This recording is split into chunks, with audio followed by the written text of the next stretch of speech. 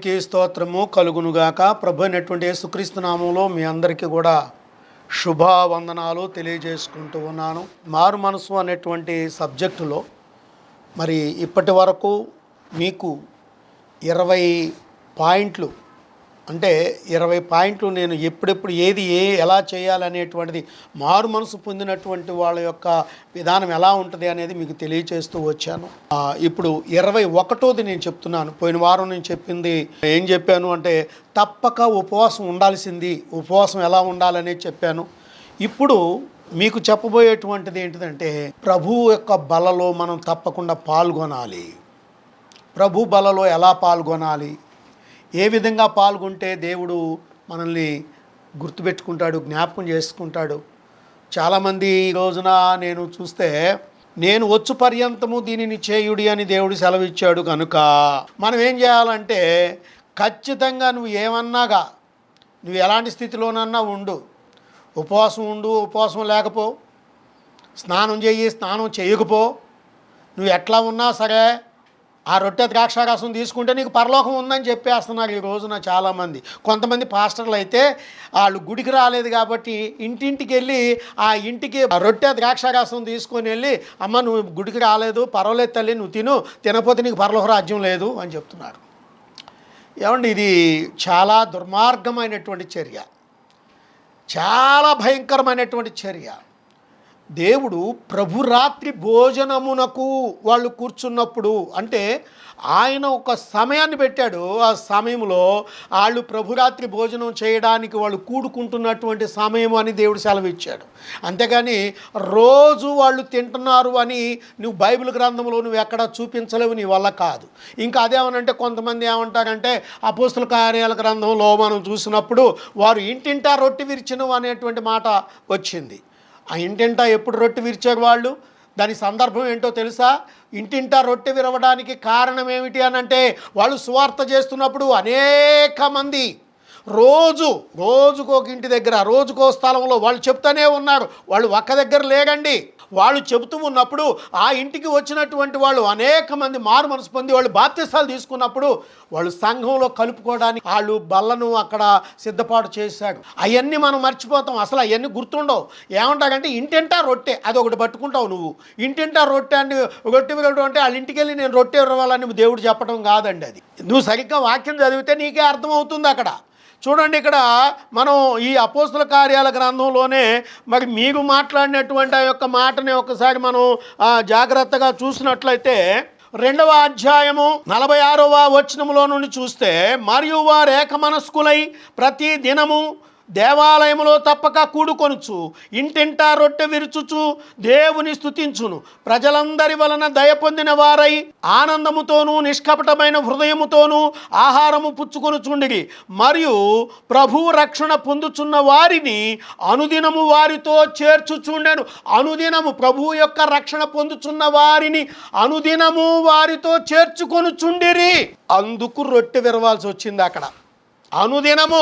ఇవాళ నువ్వు సంఘం పెడితే నీ సంఘంలో సంవత్సరానికి ఒకళ్ళిద్దరు మారుతున్నారు. అది అర్థమవుతుందా నీకు? ఇక్కడ మనం చూస్తే ఏంటంటే క్రమము తప్పకుండా చేయాల్సినటువంటిది, ప్రభు యొక్క బలలో పాల్గొనువాడు ఎలా ఉండాలి, ఎలా చేయాలి, ఏం చేస్తే ప్రభు యొక్క బలలో వాడు పాలు పంపులు కలిగి ఉంటాడు అనేదే ముందు మనం తెలుసుకోవాలి. దేవునికి స్తోత్రము కలుగునుగాక. హల్లెలూయా. కొరింథీయులకు రాసినటువంటి మొదటి పత్రిక 10వ అధ్యాయము 16వ వచనంలో కొన్ని మాటలు మనం చూడవలసినటువంటి వారమై ఉన్నాం ప్రియ దేవుని పిల్లలారా. ఇక్కడ ఈ 16వ వచనంలో దేవుడు ఏమని మాట్లాడుతున్నాడంటే, మనము దీవించు ఆశీర్వచనము పాత్రలోనిది త్రాగుట క్రీస్తు రక్తములో పాలు పుచ్చుకొనుటయే. మనము విరుచు రొట్టె తినుట క్రీస్తు శరీరములో పాలు పుచ్చుకొనుటయే. మనమందరము ఆ యొక్క రొట్టెలో పాలు పుచ్చుకొనుచున్నాము. రొట్టె ఒక్కటే గనక అనేకులమైన మనము ఒక్క శరీరమై ఉన్నాము. శరీర ప్రకారమైన ఇజ్రాయేలును చూడుడి, బలి అర్పించిన వాటిని తినువారు బలిపీఠముతో పాలివారు కారా?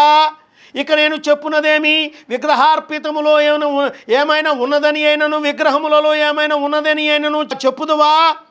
చెప్పుదునా? లేదు గాని అన్యజనులు అర్పించు బలులు దేవునికి కాదు, దయ్యములకే అర్పించుచున్నారని చెప్పుచున్నాను. ఇక్కడ మనము జాగ్రత్తగా గుర్తుపెట్టుకోవాల్సింది ఏంటి అని అంటే, ఇక్కడ దేవుడు అంటున్నాడు ఆయన యొక్క రక్తములో పాలిభాగస్తులం అవుతున్నాము అని అంటే ఆ ద్రాక్షారసమును తాగినప్పుడు, ఆ రొట్టె విరుచుటలో, ఆ రొట్టె తినడం అంటే క్రీస్తు శరీరములో మనం పాలు పుచ్చుకున్నటయే. మనమందరము ఆ ఒక్క రొట్టెలో పాలు పంచుకొనుచున్నాము గనక, రొట్టె ఒక్కటే గనక అనేకులమైన మనము ఒక్క శరీరమై ఉన్నాము. ఆ ఒక్క శరీరముగా ఉండుటకు మాత్రమే ఆ రొట్టె ద్రాక్షరసాన్ని మనం తీసుకోవాలి. ఆ రొట్టె ద్రాక్షరసం ఎందుకు తీసుకోవాలి అనేటువంటిది దేవుడు ఇక్కడ మనకు బయలుపరిచాడు. ఇక్కడ ఈ వాక్యములో మనం చూసినప్పుడు ఆయన చెప్పుచున్నటువంటిది ఏమిటి అంటే, మనందరము ఒక్కటే రొట్టెలో పాలు పుచ్చుకొనుచున్నాము కాబట్టి రొట్టె ఒక్కటే గనక అనేకులమైనము ఒక్క శరీరమై ఉన్నాము అని చెప్తున్నాడు.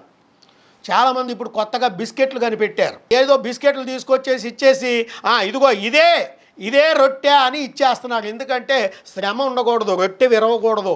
రొట్టె విరిచేటువంటి స్థితి వీళ్ళు తెచ్చుకోరు. దేనికి స్తోత్రం కలుగును గాక. ఎందుకంటే పాస్టర్ గారి చేతులు చాలా సున్నితంగా ఉంటాయి.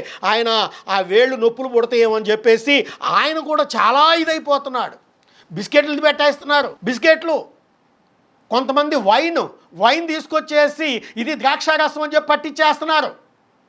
ప్రియమైనటువంటి దేవుని పిల్లలారా, మనము రొట్టె ద్రాక్షారసమును ఎంత తేలిగ్గా తీసుకుంటున్నాము అని అంటే, సేవకులే కానీ అతి తెలివితేటలు కలిగిన సేవకులు, హైటెక్ సేవకులు, హై క్లాసు సేవకులు ఈ రోజున మనం చూస్తే కోటు బూటు సూటు వేసుకొని దేవుని యొక్క వాక్యమునకు అనేక రకాలైనటువంటి అద్దాలు అద్దిపెట్టి ఈ విధంగా చేస్తూ ఉన్నారు. విశ్వాసులు కూడా ఏంటంటే మా అయ్యగారు చేసిందే కరెక్టే అనుకుంటున్నారు. ఎందుకంటే పాపం వాళ్ళకి తెలియదు, వాక్యపు లోతుల్లోకి వెళ్ళరు, వాక్యములో ఉన్నటువంటి ఆ యొక్క ఎత్తు పల్లాలు వాళ్ళకి తెలియదు, వాళ్ళు చూడరు. వాళ్ళు అయ్యగారు చెప్పిందే వేదం, కట్టుబడిపోతారు, ఆ కట్టలో బంధింపబడతారు, ఇక అందులోనే ఉంటారు. వాళ్ళు ఇదే కరెక్ట్ అనుకుంటారు, పాపం వాళ్ళకి తెలియదు. కానీ వాళ్ళు ఎక్కడికి వెళ్తారు ఇప్పుడు? నరకానికా పరలోకానికా? ప్రియ దేవుని పిల్లలారా, ఇలా చేసేటువంటి వాడికి 2 అంతల నరక పాత్ర అన్నాడు దేవుడు. ఇక్కడ మనం జ్ఞాపకం చేసుకోవాల్సింది ఏమిటి అని అంటే, దేవుని యొక్క వాక్యమునకు మనము ఎంతవరకు బద్ధులమై ఉన్నాము. దేవునికి స్తోత్రము కలుగునుగాక. నీవు ఈ యొక్క బలలో పాలు పంపులు కలిగి ఉండడానికి మరి నువ్వేమి చేయాలి? చూడండి, ఇక్కడ మరొక మాటను మనం చూద్దాం. అదే కొరింథీయులకు రాసినటువంటి పత్రిక 11వ అధ్యాయము 27వ వచనములో అక్కడి నుంచి ఏం చెప్తున్నాడు దేవుడు చూద్దాం. ఇక్కడ కాబట్టి ఎవడు అయోగ్యముగా ప్రభు యొక్క రొట్టె తినునో లేక ఆయన పాత్రలో త్రాగునో వాడు ప్రభు యొక్క శరీరమును గూర్చియు రక్తమును గూర్చియు అపరాధి అగును. అయోగ్యముగా తినువాడు, యోగ్యత లేనివాడు, ఆ యొక్క రొట్టెను తీసుకోవడానికి కూడా నీకు యోగ్యత కలిగి ఉండాలి. యోగ్యత లేనివాడు అయోగ్యముగా తింటే, ప్రియమైన దేవుని పిల్లలారా, శనివారం ఉపవాసం ఉంటున్నారండి. దేవునికి స్తోత్రం. శనివారం ఉపవాసం ఉంటున్నారు. ఎప్పటి నుంచి ఎప్పుడు దాకా? పాస్టర్ గారు 7 8 ప్రార్థన అని చెబుతున్నాడు. వీళ్ళే 9 నిక్కి నీలిగి వెళ్తున్నారు. 10 దాకా పాస్టర్ గారు పాపం గంట సేపు చెబుతాడు. ఆ పాస్టర్ గారు చెప్పేసిన తర్వాత 10 ఇంటికి వస్తారు. అమ్మ మీరు ఎక్కడికి వెళ్ళారంటే, ఇలా ఉపవాస ప్రార్థనగా అమ్మ చర్చిలో కనపడ్డాను అంటావు. ఇంటికి వెళ్ళినాక ఏం చేస్తున్నావు? శుభ్రంగా తిని పండుకుంటున్నావు. అంటే నీకు ఈ ఉపవాసం ఎప్పటి నుంచి ఎప్పుడు దాకా? 9 నుంచి 10 దాకా, లేకపోతే 8 నుంచి 10 దాకా. ఈ 2 గంటలు నువ్వు ఉపవాసం ఉన్నట్లు లెక్క. అంటే ఇది ఏంటిది? దీన్ని ఏమంటారు? ఇప్పుడు నువ్వు ఉపవాసం చేస్తున్నావా? ఇందాక నేను ఉపవాసాల గురించి చెప్పాను కదా. ఆ ఉపవాసాల్లో ఏం చెప్పాం? మీరు మీ వ్యాపారాలు చేస్తున్నారు, మీకు ఇది కాదు ఉపవాసం అని చెప్పాడు కదా దేవుడు. తెల్లారి పొద్దున బల తీసుకోవాలంటే నువ్వేం చేయాలి? ఇప్పుడు ఉపవాసంతో ఉండాలి. ఉపవాసంతో ఉన్న నువ్వేం చేస్తున్నావు? నీ యోగ్యతను దేవుని దగ్గర ప్రదర్శించుకోవాలంటే ఆ శనివారం రాత్రి అంతా కూడా నీ ప్రతి పాపాన్ని దేవుని దగ్గర ఒప్పుకోవాలి. నీ యొక్క శరీరములో ఉన్న సమస్త బలహీనతలను దేవుని దగ్గర ఒప్పుకోవాలి. నీ కంటి చూపులో, నీ నోటి మాటలో, నీ హృదయ తలంపులలో నీ యొక్క ప్రతి ఒక్క విషయాన్ని దేవుని ముందు ఒప్పుకోవాలి. నువ్వు ఆ విధముగా ఒప్పుకోకుండా నువ్వు ఏం చేస్తున్నావు ఈ రోజున? అవన్నీ చేయడం మానేసేసి రాత్రి అంతా పడుకొని తెల్లారి పొద్దున మళ్ళీ ఎక్కడ పడుకుంటారో తెలుసా అండి? వాడు మంచం మీద పండుకుంటాడు, దావీదు అంటున్నాడు, ఇదిగో నా దేవుని యొక్క స్థలమును నేను చూసేంత వరకు కూడా నేను పండుకుని నా మంచము నేను ఎక్కను అన్నాడు ఆయన. మరి ఎక్కడ ప్రార్థన చేయాలి? దేవుని మందిరములోనే నువ్వు ప్రార్థన చేయాలి. దేవుని మందిరంలోనే నువ్వు ప్రార్థన చేయాలి. ఉపవాసముతో ప్రార్థన చేయాలి. నిన్ను నువ్వు నిరూపించుకోవాలి. నీలో ఉన్న సమస్త పాపములను దేవుని దగ్గర ఒప్పుకోవాలి. అలా ఒప్పుకున్న తర్వాత ఉదయము దేవుని యొక్క సన్నిధిలో ఆ బలలో పాల్గొనడానికి నువ్వు హక్కుదారురాలు అవుతావు అని ప్రభు మనకి ఇక్కడ తెలియజేస్తున్నాడు. ఎవడు అయోగ్యముగా తినునో అని ఆయన ఏమంటున్నాడు? అయోగ్యముగా ప్రభు యొక్క రొట్టె తినును లేక ఆయన పాత్రలను త్రాగును వాడు ప్రభు యొక్క శరీరమును గూర్చి రక్తమును గూర్చి అపరాధి అగును. కాబట్టి ప్రతి మనుషుడు తను తాను పరీక్షించుకొనవలెను. ఏం చేయాలంట మనం? అవి పరీక్ష ఎక్కడ జరుగుద్దండి? నిన్ను నువ్వు పరీక్షించుకోవటం ఎక్కడ జరుగుద్ది? దేవుని స్థలములోనే జరుగుద్ది, దేవుని సన్నిధిలోనే జరుగుద్ది. అక్కడే నువ్వు ఉపవాసం ఉండాలి, అక్కడే నీ పాపాలు ఒప్పుకోవాలి. ప్రభువా, ఇదిగో తండ్రి, ఇదిగో ఈ నెలంతా నేను చేశాను, ఇదిగో ఈ వారం అంతా నేను చేశాను. దేవుని దగ్గర నువ్వు ఒప్పుకోవాలి. ఒప్పుకొని వాటిని విడిచిపెట్టాలి. నీ కంటి చూపులో పాపం ఉంది, నీ నోటి మాటలో పాపం ఉంది, నీ హృదయ తలంపుల్లో పాపం ఉంది, నీ చేతి పనుల్లో పాపం ఉంది, నీ కాలి నడకలో పాపం ఉంది. ఏ పాపాన్ని నువ్వు విడిచిపెడుతున్నావు?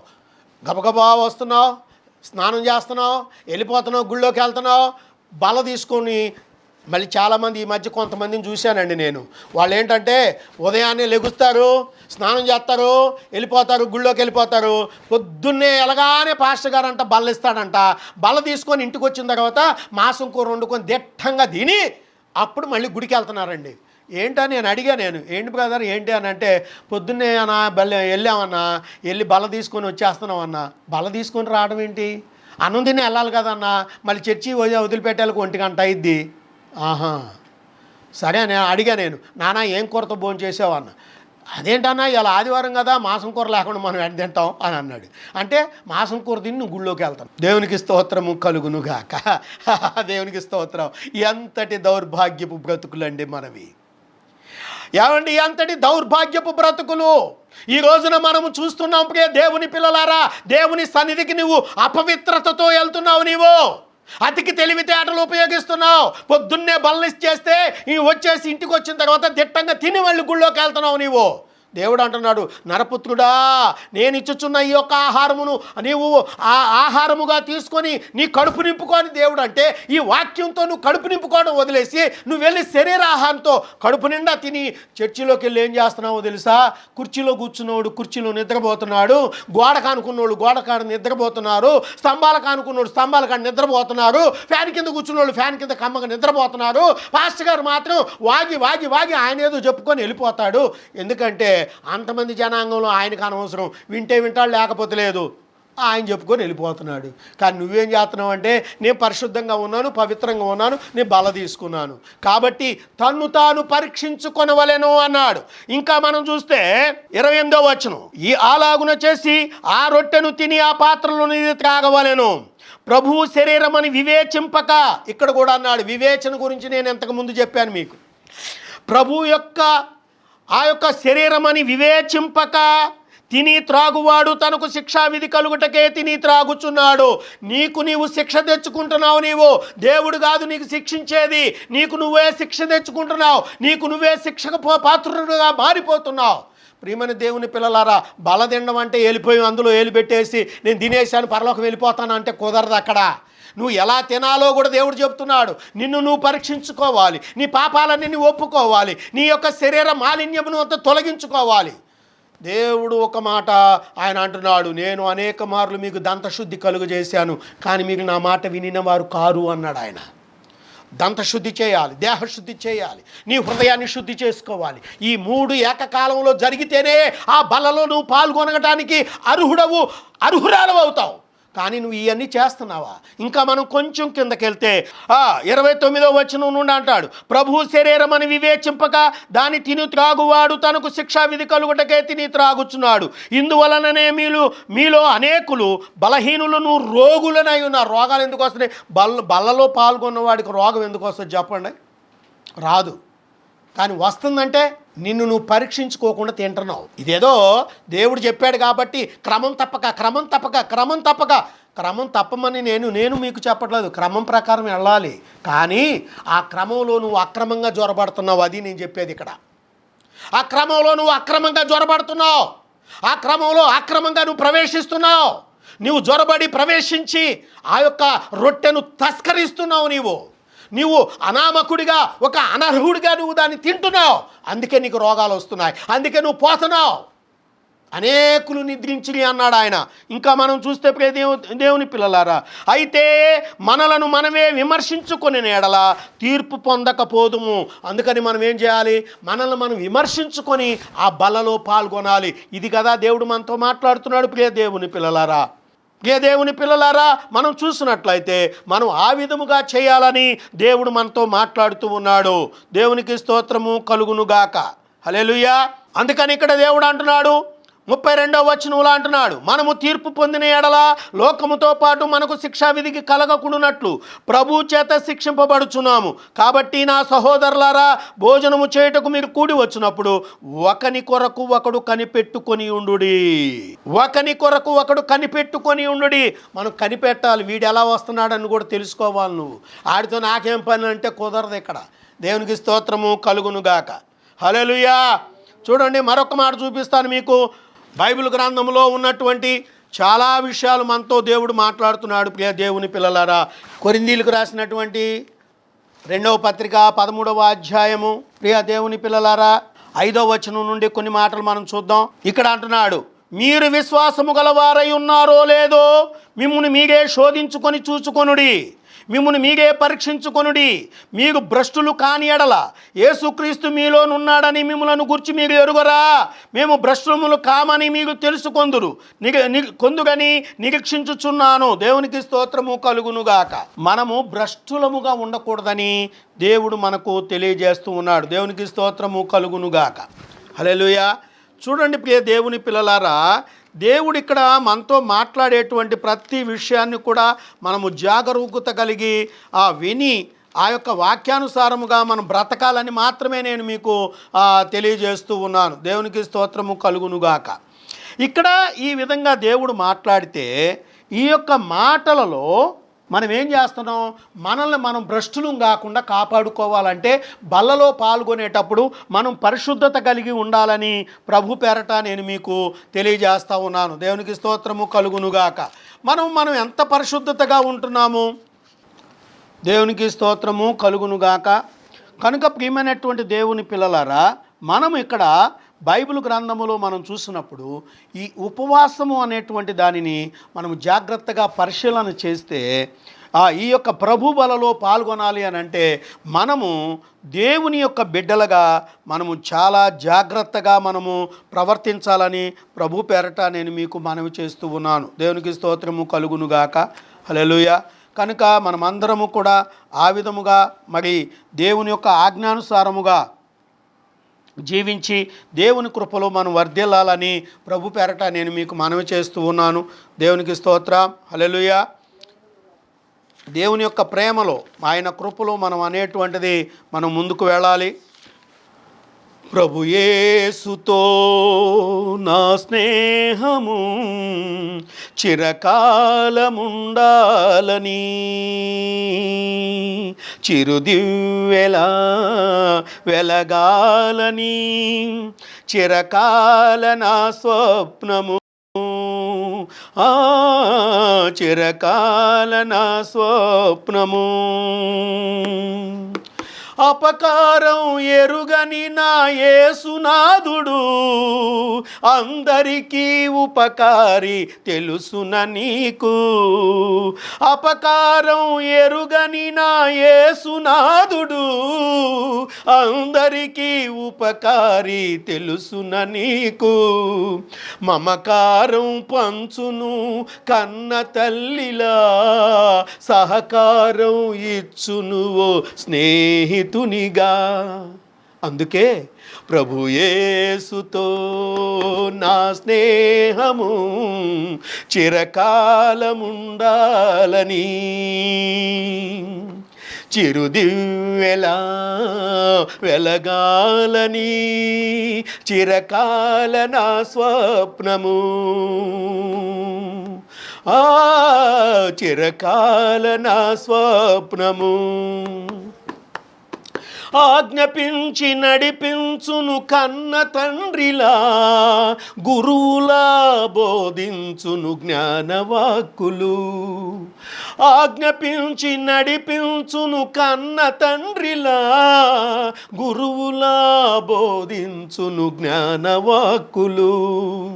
ఆత్మీయత పంచుటలో అన్నదమ్ముడై, అభిమానం కురిపించును పొరుగువానిగా. అందుకే ప్రభుయేసుతో నా స్నేహము చిరకాలముండాలని, చిరుదివ్వెలా వెలగాలని, చిరకాల నా స్వప్నము. ఆ చిరకాల నా స్వప్నము. దుష్టుని పరిపాలనలో మగ్గుతున్న నన్ను చూసి పాలింపగదిగి వచ్చెను మహారాజుగా.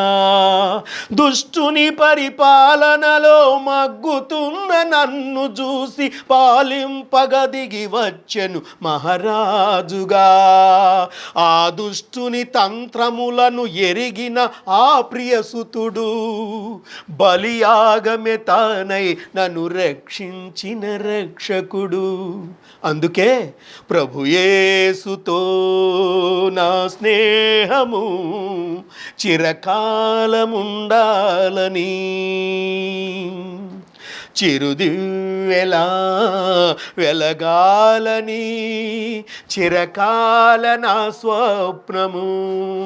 ఆ చిరకాల నా స్వప్నము. చిరకాల నా స్వప్నము. కాబట్టి ప్రియ దేవుని పిల్లలారా, ప్రభుయేసుతో మన స్నేహం కొనసాగాలి అని అంటే ఈ ప్రభు బలలో మనందరము తప్పక పాల్గొనాలి. కానీ నిన్ను నువ్వు పరీక్షించుకోవాలి, నిన్ను పరిశీలించుకోవాలి. నీలో ఉన్నటువంటి సమస్తమైనటువంటి ఆ యొక్క దుష్ట దుర్మార్గపు విషయాలన్నింటిని కూడా దేవుని ముందు ఒప్పుకోవాలి. ఒప్పుకొని విడిచిపెట్టి అప్పుడు బలలో పాల్గొనాలి. అంతేగాని నిద్రలేశాను, వచ్చాను, ఏదో ఇవాళ బల తీసుకోకపోతే బాగోదు, నేను ఉద్యోగానికి వెళ్ళాను, గబగబా పరిగెత్తుకుంటూ వచ్చి అందులో ఏలుబెట్టి తిని, ఇవన్నీ దేవుడు ఒప్పుకోడండి. నిన్ను నువ్వు పరీక్షించుకో, నిన్ను నువ్వు పరిశీలించుకో. అప్పుడే దేవుని యొక్క కృపను పొందుకుంటావు. దేవుడు తన పరిశుద్ధ వాక్యమును తన వినికిడిలో దీవించి ఆశీర్వదించి నడిపించునుగాక. మన మధ్యలో ఉన్నటువంటి పాస్టర్ గారు మనల్ని ప్రార్థనలో నడిపిస్తారు. దేవునికి స్తోత్ర. ప్రభు నామ స్తోత్రాలు. సంఘమైన మీ అందరికి వందనాలు చెల్లిస్తున్నాను. మరి చెప్పబడ్డ వాక్యం మరి విన్నారని మేము ఆశిస్తున్నాం. వాక్యానుసారంగా మరి ఉంటున్నారని ఆశపడుతున్నాం. ఆ వాక్యం మీకు అర్థం కాకపోతే మరి మీరు ఫోన్ చేయొచ్చు. ఏంటయ్య గారు అన్నప్పుడు దాని వివరణ మళ్ళీ అర్థమయ్యేలాగా దేవుడు మాటలు మరి దేవుడు మరి సేవకుడు మరి మీకు అర్థమయ్యేలాగా మరి ప్రకటిస్తాడు. మీ అందరిని ప్రార్థనలో జ్ఞాపకం చేసుకోండి. మీ కొరకు మేము ప్రార్థన చేస్తున్నాం. మరి ప్రార్థన చేద్దాం. స్తోత్రములు ప్రభా, పరిశుద్ధుడా, నీకు వందనాలయ్యా, స్తోత్రాలు. మహోన్నతుడా, సర్వశక్తిమంతుడా, నీకే స్తుతులు నాయనా, నీకు స్తోత్రాలు చెల్లిస్తున్నాం. ఆశ్చర్యకరుడివి, ఆలోచనకర్తవి, అంతరంగ మెరుగున్న దేవుడు ప్రభా, హృదయాంతరంగ మెరుగున్న దేవుడు నాయన, హృదయాలు పరీక్షించి పరిశోధించే దేవుడు తండ్రి, నీకు స్తోత్రాలు నాయన. నువ్వు గొప్ప దేవుడు నాయన. నిన్ను నమ్మిన బిడ్డలు ఎన్నడూ విడిచిపెట్టనన్నావు ప్రభా, నీకు స్తోత్రాలయ్యా. అయ్యా గొప్ప దేవా, నీకు వందనాలు చెల్లిస్తున్నాం. ఈ దినమందు ప్రభా చెప్పబడ్డ వాక్య లేఖనాలు బట్టి, ప్రేమను బట్టి వివరించినప్పుడు నాయన, ప్రేమ లేని వారి వల్ల ఉన్నాం ప్రభా. ప్రేమ లేని వారి వ్యక్తిని వ్యర్థుడు అంటున్నావు ప్రభా. మేము ఇతరుల వేళ ఎలాగ ప్రేమ చూపుతున్నామో నాయన, మేము ఎలా ప్రేమను పంచుతున్నామో ఒక్కసారి మీరు జ్ఞాపకం చేసుకోండి. మేము కూడా ఇతరుల పట్ల మేము ప్రేమ చూపినప్పుడు మా పట్ల కూడా ప్రేమ కలిగి మేము ఉంటకు నీ కృపగా ఇచ్చే నాయన. నీ ఎడల ప్రేమను పొందుకునే బిడ్డలుగా సహాయం ఇచ్చేమని అడుగుతున్నాం నాయన. నీకు స్తోత్రాలు. అనేకమైన ఇరుకులలో, ఇబ్బందులు, శ్రమంలో కొట్టబడుచున్న ప్రతి ఒక్క బిడ్డ కొరకు నిత్యం ప్రార్థిస్తున్నాం అయ్యా. నీకు స్తోత్రాలు. ఆ బిడ్డలకు కూడా నాయన ఈ వాక్యానుసారంగా వింటున్నారని ఆశిస్తున్నాం. వాక్యాన్ని అర్థం చేసుకొని వాక్యానుసారంగా నడుస్తున్నానని ఆశపడుచున్నాం. ప్రతి ఒక్కరు కూడా నాయన శ్రమల్లోంచి రక్షించబడాలి తండ్రి. నీకు స్తోత్రాలు. రోగిష్ఠులైంటే స్వస్థత పొందుకోవాలి. బలహీనులు బలవంతులుగా ఉండని ఆశపడుచున్నాము నాయన. నీకు వందనాలయ్యా, నీకు స్తోత్రాలు. మేమందరము నాయన ప్రేమ కలిగిన వారమై నీ ఎడల ప్రేమ చూపే బిడ్డలుగా మరి సహాయం చేయమని అడుగుచున్నాం తండ్రి. నీకు స్తోత్రాలు. మొదటగా నీ ప్రేమను మేము పాత్రులుగా ఉంటకు సహాయం ఇచ్చేయండి అయ్యా. నీ ప్రేమను మేము పొందుకునే బిడ్డలుగా చేయమని అడుగుచున్నాము నాయన. నీకు వందనాలయ్యా. మీరు జ్ఞాపకం చేసుకోండి నాయన. గొప్ప దేవా నీకు వందనాలయ్యా. స్తోత్రాలు చెల్లిస్తూ నీ దాసుడు ఎంతో కష్టపడి నాయన నీ వాక్యాన్ని నాయన తండ్రి నీ బిడ్డల లోపలికి వెళుతుందని ఆశపడుచున్నాడు. బిడ్డల్లోనికి వెళుతుందని ఆశపడుచున్నాడు అయ్యా. ఈ మా వాక్యము ద్వారాగా బిడ్డలు వింటారు, రక్షించబడతారని ఆశపడుచున్నాము నాయన. యేసయ్యా నీకు వందనాలయ్యా. అనేక దూర ప్రాంతాలు అయ్యా ఈ ఫోనుల ద్వారాగా, టీవీల ద్వారాగా ప్రభా, యూట్యూబ్ ద్వారాగా, ట్విట్టర్ల ద్వారాగా నాయన బిడ్డలు వింటున్నారని ఆశిస్తున్నాం. రక్షణ మారు మనసు పొందుతున్నారని ఆశిస్తున్నాం తండ్రి. నీకు వందనాలు ప్రభా. నీకు స్తోత్రాలు. అటు బిడ్డలకు నాయన రక్షణ భాగ్యం దయచేయండి నాయన. ఎంతోమంది బిడ్డలు నాయన యవనస్తులు రక్షణ లేక నశించిపోతున్నారయ్యా. లోకములో పాపములో పడిపోతున్నారు. లోకం వెంబడ తీస్తూ పరుగులు తీస్తున్నారు నాయన. అట్టు బిడ్డల్ని మీరు జ్ఞాపకం చేసుకోండి.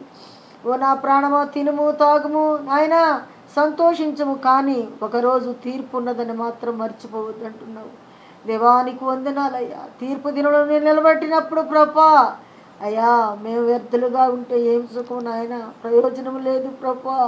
ప్రతి వారు కూడా విని నాయన రక్షణ పొందుకోవాలని ఆశపడుచు నీ దాసుడు నీ వాక్యాన్ని అనేకమైన తండ్రి నీకు స్తోత్రాలు వివరణలుగా నాయన వివరిస్తున్నాడు ప్రభా. ఎంతో కష్టపడుచు నాయన అయ్యా నీకు స్తోత్రాలు. శ్రమపడుచు నీ వాక్యాన్ని పంచుచున్నాడు ప్రభా. అయా మా శ్రమను వ్యర్థము చేయక ప్రతి ఒక్క బిడ్డలు రక్షించబట్టకు నీ కృపద ఇచ్చేమని అయా ఇక దినముందు నేను నీ సన్నిధిలో ప్రార్థిస్తున్నాం. మీరు జ్ఞాపకం చేసుకోండి, సహాయం ఇచ్చేయండి తండ్రి. నీకు స్తోత్రాలయ్యా. నీకు వందనాలు చెల్లిస్తూ ఎంతో ఖర్చుతో కూడుకున్నది ప్రభా అయా. నీకు వందనాలు స్తోత్రాలు. మేమెవరినైతే సహాయం చేయమని అడగట్లేదు, కానీ మా కొరకు నీ సేవకుడి కొరకు ఇంకా బిడ్డల కొరకు ప్రార్థించుటకు, ఇంకా అనేకమైన వాక్యాలు వివరించుటకు, అనేకమైన దూర ప్రాంతాలు కూడా బిడ్డలకు తెలియచేయుటకు నీ దాసుడు కష్టపడుచుండగా నీ దాసుడి కుటుంబాన్ని కొరకు నాయన ప్రార్థన సహాయం చేయమని ఆశిస్తున్నాం. మీరు జ్ఞాపకం చేసుకోండి దేవా. నీకు వందనాలయ్యా. నీకే స్తోత్రాలు చెల్లిస్తూ నీ బిడ్డల కొరకు అనుదినం మేము నిత్యం ప్రార్థిస్తున్నాం అయ్యా. ఈ యొక్క ప్రార్థన కూడా విన్నపములు సముఖంలో చేర్చుకొని తగిన ప్రతిఫలం దయచేయమని నీకే స్తుతులు స్తోత్రాలు వందనాలు చెల్లించుకుంటూ యేసయ్య అతి పరిశుద్ధ నామములో అడిగి వేడుకుంటున్నాం తండ్రి. ఆమేన్. ఆమేన్. అందరు బాగున్నారా? వాళ్ళు తింటున్నారా? ప్రతి వారం మీరు తప్పుగా మింటున్నారని అవస్థిస్తున్నారు. దేవుడు మీరు కోరుకున్నారని ఆశిస్తున్నాను. ఒక చుమాకు చెప్తాను. ఇదిగోవా నా బలమా, నేను నిన్ను ప్రేమించున్నాను. ఏతనలు 18 చేతన మొదటి వచ్చిన దేవుడు దేవత బలను నేను ఆశిస్తే మనం ప్రేమించైతే దేవుడికే గొప్ప మేలులు నక్షత్ర మనము కొనుక్కుంటున్నాము. కాబట్టి తప్పకుండా దేవుని ఆశ్రయించి దేవుని యొక్క గొప్ప మేలులు కొనుక్కుంటారని ఆశిస్తూ పబ్బు సేవలో వ్యక్తులు విజయ్ చేవేతి అనుకున్నారు.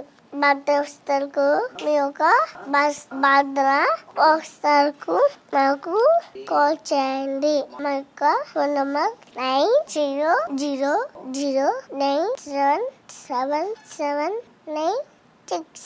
దేవుడికి మేము గనుక ఈ చిన్న మాటలు దేవుడు దీవించుగాక. ఆమేన్.